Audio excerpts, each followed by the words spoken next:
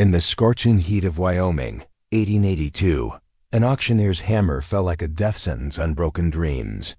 For Samuel Morrison, a grieving widower on the brink of losing everything, the day held one final, unthinkable horror. The last lot for sale wasn't land or livestock. It was a widow and her 5 children. With only his final dollars to his name, Samuel faced a choice: his own ruin or their salvation. But could a single desperate act of compassion truly rewrite the fate of 7 broken souls, or would it merely spark a brutal war with the most powerful man in the territory? $100. Samuel Morrison's voice cracked in the oppressive heat of the Cheyenne courthouse square, silencing every murmur. Every eye, from the curious to the desperate, turned to him, a man who only an hour before had been a ghost, haunted by the grief of losing his wife and the foreclosure notice in his pocket. He had come only to witness the ruin of others, not to join in. But then the auctioneer had put up something unimaginable for sale. There on the wooden block, under the unforgiving sun, stood not cattle or a soulless plot of land, but a family. A widow, Mary Hartwell, stood tall and dignified despite her worn dress. Clustered around her were 5 children, an eldest daughter with defiant eyes, twin sons, a frightened little blonde, and an infant in her mother's arms, Jeremiah Cobb.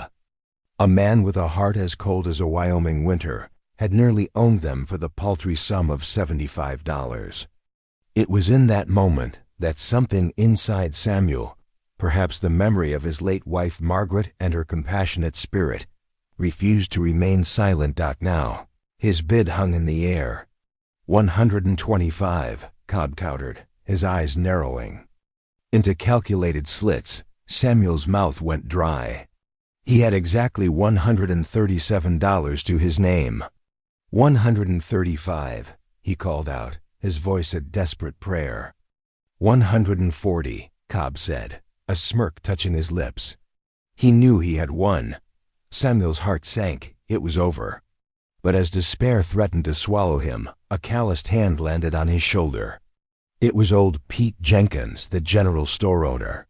"You're doing the right thing, Sam," he said quietly, pressing bills into Samuel's hand. He was followed by Doc Williams, then others, common neighbors transforming their compassion into action, with a new strength, fueled by the kindness of a community. Samuel looked directly at Cobb. His voice no longer trembled, but rang out clear and strong across the square. $200.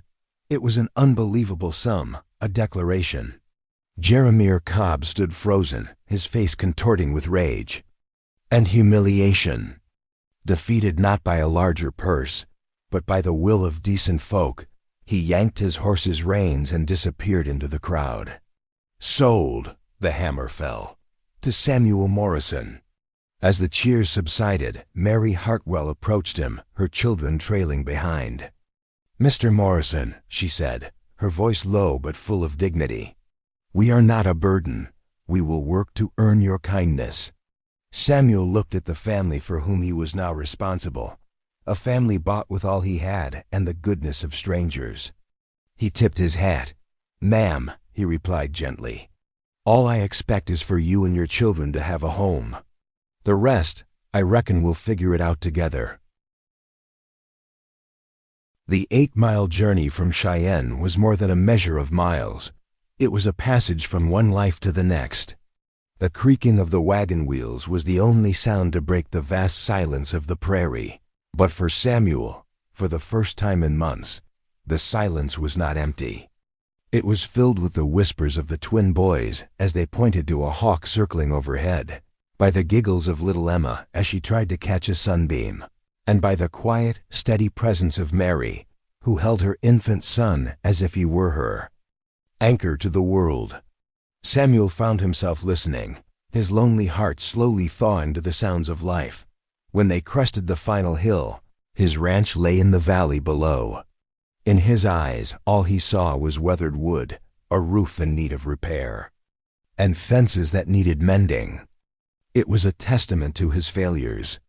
"It's not much," he said, his voice almost an apology. But Mary let out a soft breath.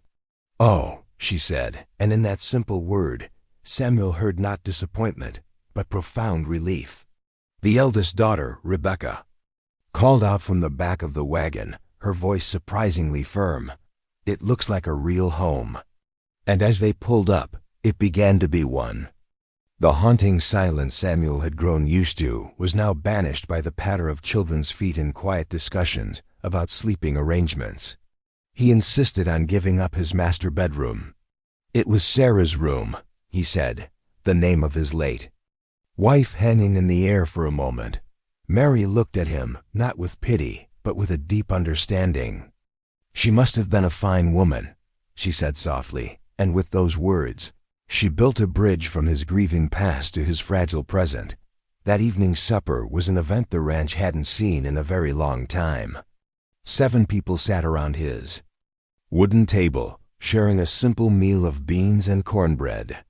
In the midst of the children's chatter, one of the twins, Jacob, asked a question with the innocence of a child but the weight of the world. "If you lose the ranch, where will we go?" The question hung in the air. Samuel had no answer. He had acted with his heart, and now his head was struggling to catch up. He looked at the young faces watching him, their eyes filled with a trust he felt he didn't deserve. "We'll face what?" "Comey's," he said, his voice more certain than he felt. "Together." The next morning, Samuel woke not to the rooster's crow, but to the smell of bacon and brewing coffee. He walked into his kitchen and stopped short. The room, once the sanctuary of his solitude, was now bustling with life. Rebecca was flipping bacon like a seasoned cook while Mary soothed the baby at the table. After Samuel sat, still slightly dazed, Mary placed a cup of coffee before him. Then she spread several sheets of paper on the table. They were covered in neat handwriting and carefully calculated columns of numbers. "I hope you don't think me too forward," she began, "but I looked through your books last night. Mr. Morrison, you are sitting on a gold mine and don't even know it."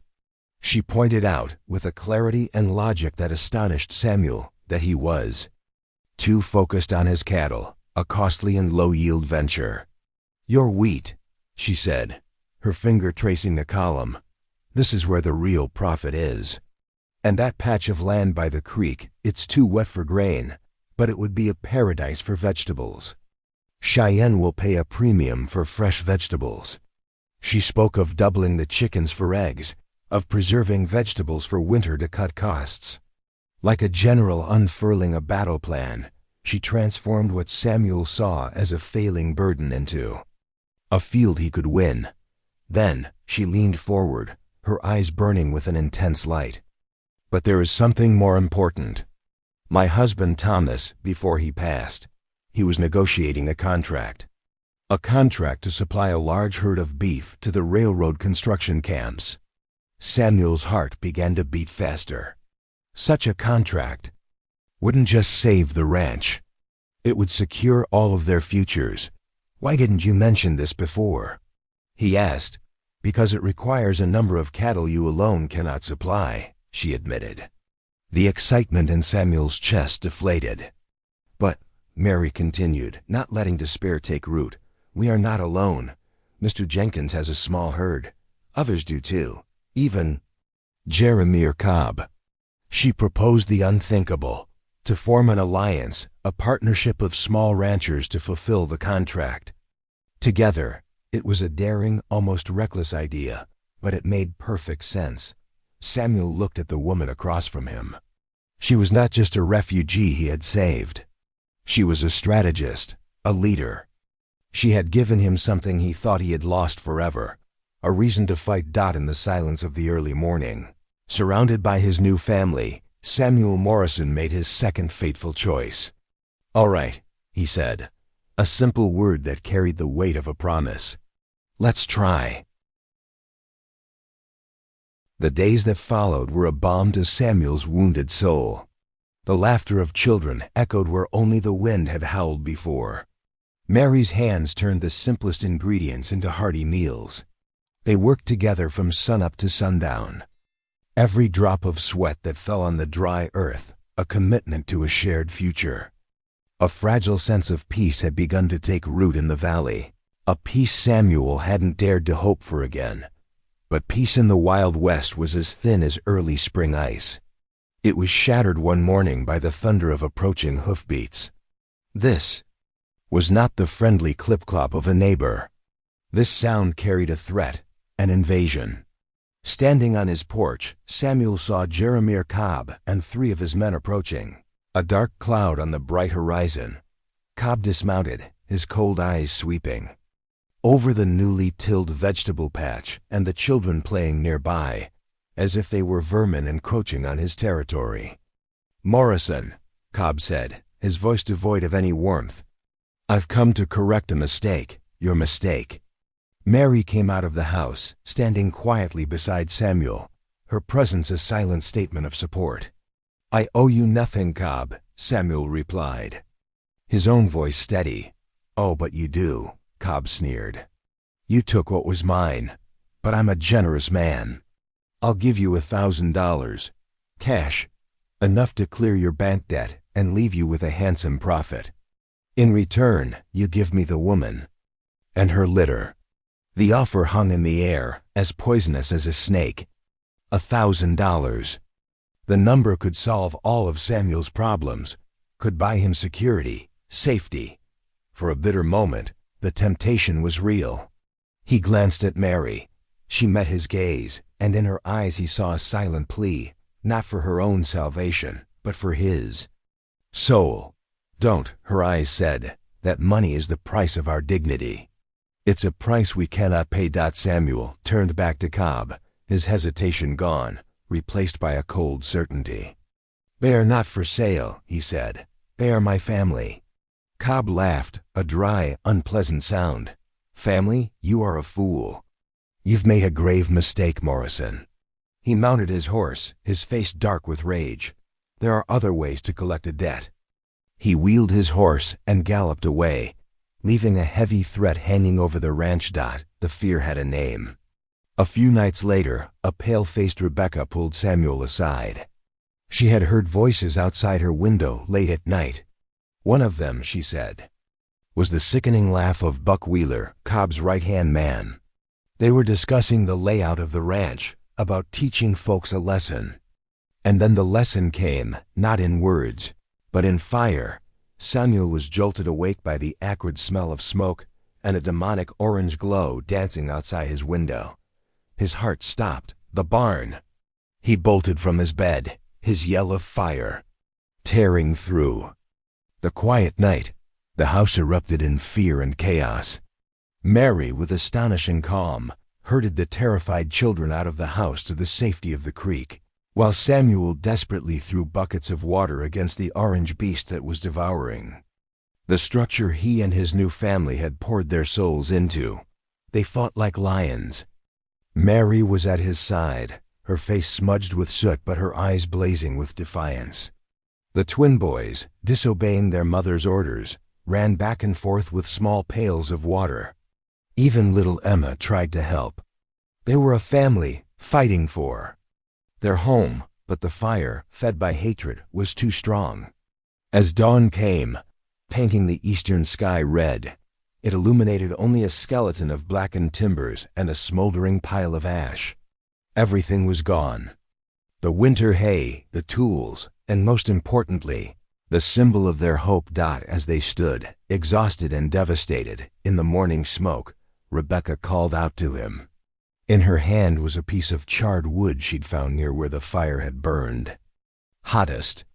Carved deep into its surface, barely legible but unmistakable, were two crude letters. J.C. The declaration of war had been made. The fight for their future had only just begun. Dawn broke not with promise, but with the gray light of morning. The Morrison ranch now bore a black scar, a physical reminder of one man's hatred. Before long, the neighbors arrived. Doc Williams, Pete Jenkins, and others, their faces grim. From the realities of frontier life, came not with empty words, but with hands ready to work and eyes that shared their outrage. Sheriff Bradley came too, a man of the law in a land where law was often bent by power and money. He walked the perimeter of what was left of the barn, his professionalism not quite hiding his weariness. "Sam," he said to Samuel in private, "this fire wasn't natural. I can smell the kerosene." "It was Cobb," Samuel said, not as a question, but as a statement. The sheriff sighed, a sound of helplessness. "I think so, and you think so. But thinking isn't proof in a court of law. Without a witness, my hands are tied. The law's eyes can't see in the dark, Sam. You be careful." The advice, however well-intentioned, felt as cold and empty as the wind blowing through the wreckage. It confirmed a stark truth. They were on their own. After everyone had left, the family stood in silence before the devastation. Despair was thick in the air, thick enough to choke the smallest flame of hope. Rebecca looked at Samuel, her eyes holding a question no one dared to speak. "What do we do now?" Samuel looked at Mary's face, soot-stained but resolute. He looked at the children, huddled together for comfort. Something inside him, something he thought had died with Margaret, rose up. It was defiance. "We don't run," he said, his voice surprisingly strong in the silence. "We rebuild." Mary came to his side, placing a hand on his arm. She said nothing, but her eyes said everything. Together, a few days later, they made the trip to Cheyenne, not with hope, but with grim determination. They weren't going to face an enemy with a gun, but one in a suit behind a polished mahogany desk. The Cheyenne First National Bank was a different kind of battlefield, where fights were won and lost with numbers and social judgment. Mr. Harrison, the bank manager, was a man with a soft face, but eyes as hard as silver dollars. He listened to their plan, flipping through the meticulously prepared papers Mary had drafted with an air of cold skepticism. "Impressive projections, Mr. Morrison," Harrison said, his voice dripping with condescension. "But plans on paper and the reality of a freshly burned ranch are two different worlds." He leaned back. "Furthermore, there has been talk about your arrangement, a widower living with a widow and her brood. It is not considered proper." The insult made Samuel clench, his fists beneath the table. But before he could speak, Mary did, her voice calm and dignified. "Our arrangement, Mr. Harrison, is one of business and survival. Our decency is not in question." She pushed a letter across the desk. "And our plan is endorsed by Mr. Thomas McKenna of the Denver Cattlemen's Association, whose name I believe you know." The name McKenna made Harrison sit up straighter. It was a name that carried weight. But the skepticism remained in his eyes. Then Mary changed her tactics. She was no longer a supplicant. She looked Harrison directly in the eye, and her voice, though still quiet, took on a steel edge. "Sir," she said, "my husband Thomas was a very careful man. He kept records of everything. Not just of cattle, but of land deals and arrangements made in the shadows by certain prominent members of this community." The color drained slightly from Harrison's face. "He didn't ask for names. He didn't have to. I have no intention of causing trouble for anyone," Mary continued, her voice now like silk. "I only wish to rebuild a life for my family. I trust it is in everyone's best interest in Cheyenne for old secrets to remain buried." Silence filled the room. It was no longer a negotiation for a loan. It was a standoff of power, Mr. Harrison. A man moved not by courage but by the cold arithmetic of risk made his decision. "You are quite right, Mrs. Hartwell," he said, a thin smile never reaching his eyes. "The bank always wishes to support hard-working members of the community." He pulled out a fresh sheet of paper. "I can offer a 6-month extension on your mortgage." Mr. Morrison, they had won. Not with money or guns, but with the intelligence and courage of a woman who refused to bow. As they walked out of the bank and back into the sunlight, Samuel looked at Mary with a new and profound respect.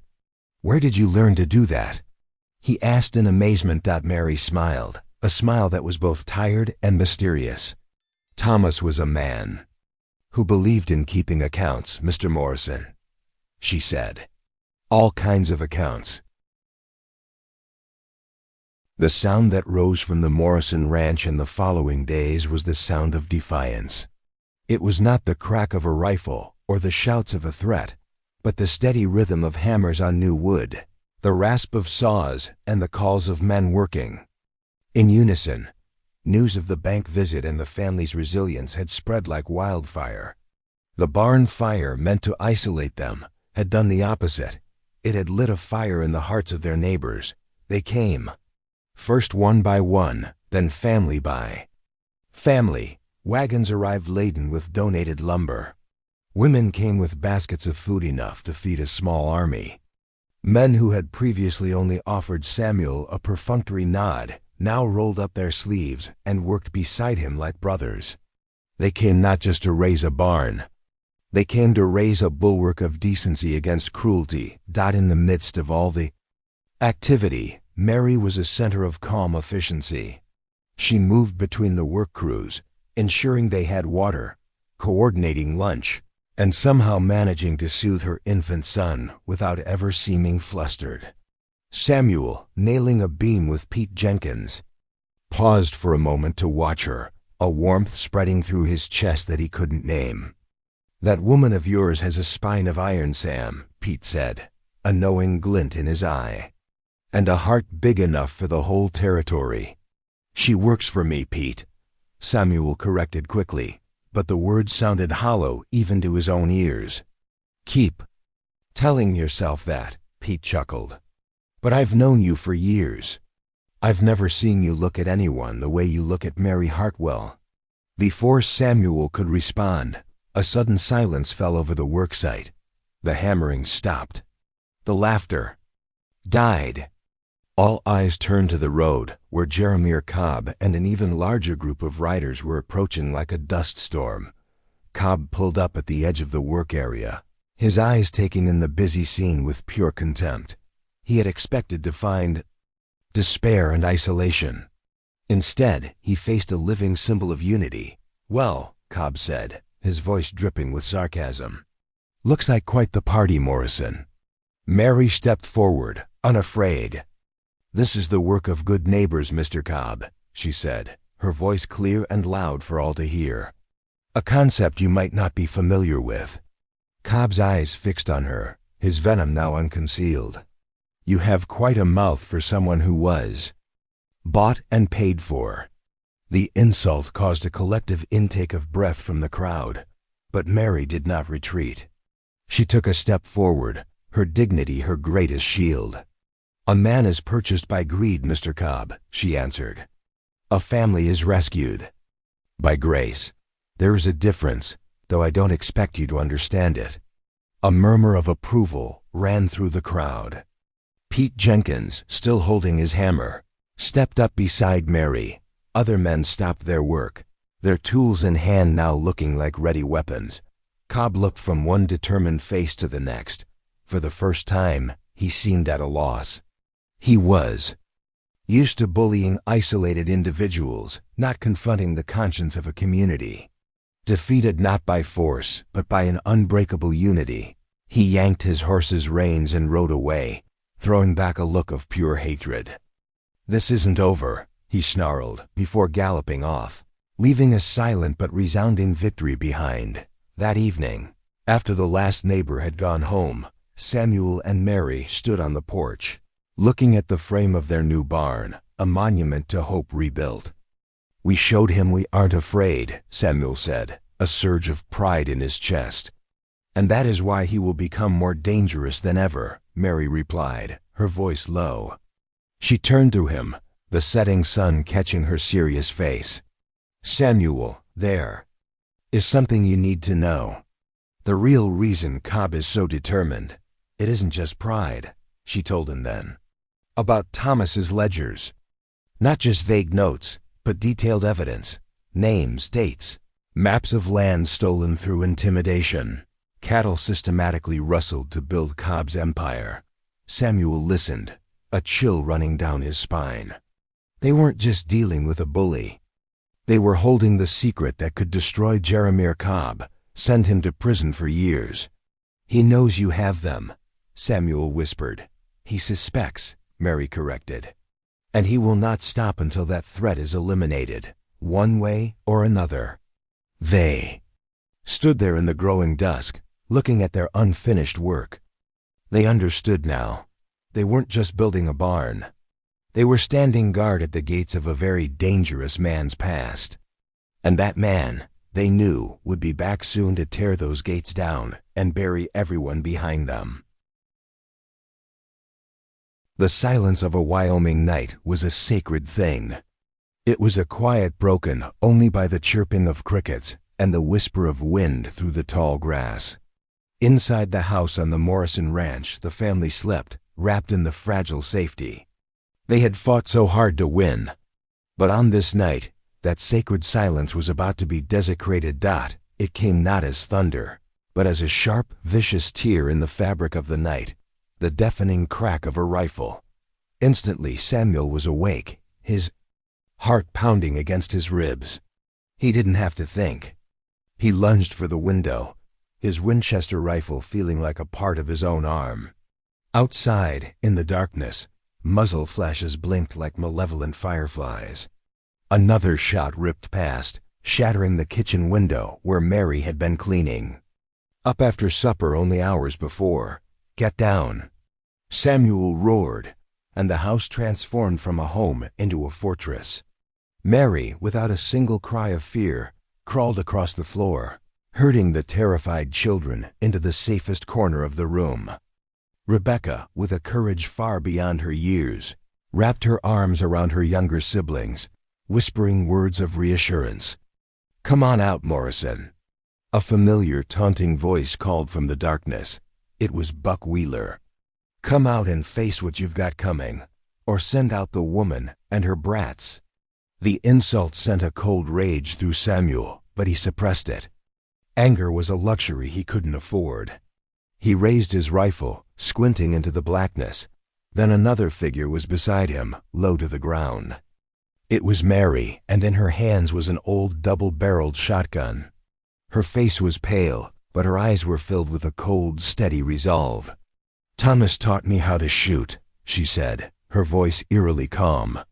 "He said a woman in this territory needed to know how to protect her family." Outside, the attackers were growing impatient. Another volley of shots slammed into the wooden walls of the house. Then, a familiar, terrible scent drifted through the air, the smell of smoke. "Dear God," Samuel whispered. "They're burning the house." They were no longer trying to destroy his livelihood. They were trying to make his home a tomb. This time, there was nowhere to run. The flames began to lick at the porch, their light illuminating the desperate faces. Inside, hope seemed to be burning away as fast as the dry timber. But then, through the crackle of fire and gunfire, another sound came. Faint at first, then growing stronger. A rhythmic pounding sound, hoofbeats, many hoofbeats, galloping hard from the direction of Cheyenne. "Do you hear that?" Mary whispered, raising her head. Samuel listened, his heart stopping. It wasn't the sound of the attackers. It was something else. It was the sound of salvation. It was the most beautiful sound Samuel had ever heard, the thunder of loyal friends coming to the rescue. Outside, the attackers heard it too. Their shooting suddenly stopped, replaced by panicked, confused shouts. Their torches were no longer tools of terror, but beacons identifying their positions to the approaching riders. "Wheeler!" A new, authoritative voice boomed through the night. "This is Sheriff Bradley. Throw down your weapons." What followed was the chaos of justice. A fierce firefight erupted, but this time, the muzzle flashes came from two directions. The town posse, assembled by a watchful neighbor who had seen the suspicious riders leaving Cheyenne, had surrounded the attackers. The siege was broken. The predators had become the prey. When the last shot had faded, the door to the Morrison ranch house opened. They emerged, soot-stained and trembling but unharmed, to the scene before them. Several of Cobb's men lay on the ground, wounded or surrendered. Buck Wheeler was cursing as Doc Williams bandaged a wound in his shoulder. Others, including Jeremiah Cobb, had vanished into the darkness like the cowards they were. In the midst of the smoke and chaos, as dawn began to break, Mary walked to Sheriff Bradley. She was not carrying a weapon, but something far more powerful. She handed him a thick folder of documents. "What's this?" the sheriff asked. "Proof," Mary said, her voice steady. "Names, dates, crimes. Everything you need to make sure Jeremiah Cobb can never return to this land." Sheriff Bradley opened the folder. In the faint morning light, he flipped through the pages.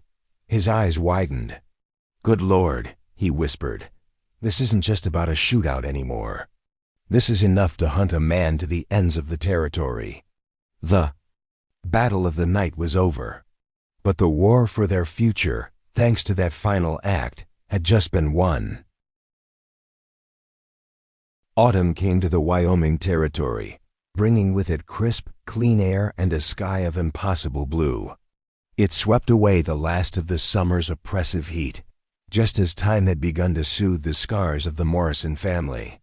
3 months had passed since that night of terror, 3 months of hard work, of justice served, and of promises kept. On an October morning, the church bells in Cheyenne rang out, not to announce an auction or a funeral, but to celebrate a new beginning. Inside the small church, every pew was filled. These were the faces that had witnessed their tragedy, now returned to witness their triumph. Pete Jenkins, Doc Williams, Sheriff Bradley, and dozens of other neighbors were there, no longer as bystanders, but as witnesses to a love story forged. In adversity, Samuel stood at the altar, his heart, so long accustomed to grief, now hammering for an entirely different reason. Then the doors opened. Mary walked in, wearing a simple dress remade from one of Margaret's, but on her, it was radiant. Rebecca, now a poised young woman, followed as maid of honor. The twin boys stood beside Samuel as his best men, and little Emma, with a look of solemn concentration, scattered wildflowers in the aisle. As Mary stood before him, Samuel looked into her eyes and saw their entire journey. He saw the fire of the auction, the resilience in the ashes, and the courage in a banker's office. He saw his partner, his strategist, his children's mother, and the woman who had taught his heart how to beat again, with the undeniable evidence Mary had provided. Jeremiah Cobb's empire of fear had crumbled. He was now a hunted fugitive, a ghost in the land he once ruled. The railroad contract, fulfilled through a partnership of good neighbors, had succeeded beyond their wildest dreams, not only saving the ranch but allowing it to prosper.